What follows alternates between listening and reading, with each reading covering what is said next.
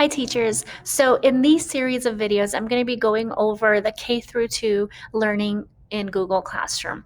So I want to talk about the expectation or the objectives for today. I will be talking about synchronous strategies and asynchronous strategies that as a K-2 or even our preschool teacher, you can do in Google Classroom. And to tell the difference between the two, synchronous is when you're together live during sessions like Zoom, Google Classroom, Google Meet, and asynchronous is when the students are doing their own work on the slides or assignments you've given them or the forms, and you are giving feedback in that way. And let's see. So I want to start off with expectations. So when the students are in your classroom in the physical space, face to face, you kind of have more control over the behaviors, the actions, the procedures, and the routines. When they are in a distance learning setting, you don't have as much control as you would like to have as a teacher. So you don't know how the students are going to show up. You don't know how they're going to be behaving. And so what I'm trying to explain in this little section is that you're not lowering your expectations during distance learning, but you're kind of changing them. So you're allowing your students to show up how they show up and kind of guiding them and teaching them along the way on your expectations for the classroom. How do you want them to come inside? And we're going to be going over this in our very first strategy. So we're going to talk a little bit about live sessions, whether you're on Zoom or Google Meet. When you're in these live sessions, you are going to need to set your expectations just like you would in the regular classroom.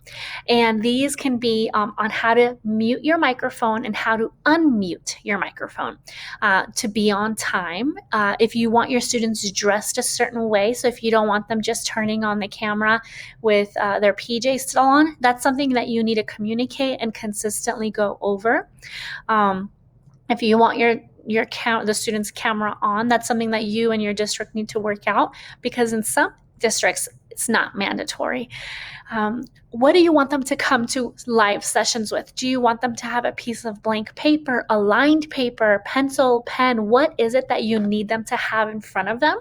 Because at this point going forward, these live sessions are no longer going to be passive settings for the students. In these sessions, we want our students to be more active. So let's say you're directing the students to do something and they need something to do it with. So if you want them to write the letter A, then you are going to be showing them and you're going to be asking them to practice, whether it's on a whiteboard or a piece of paper. How do you want them to respond in the chat? Do you want them to talk at all in the chat?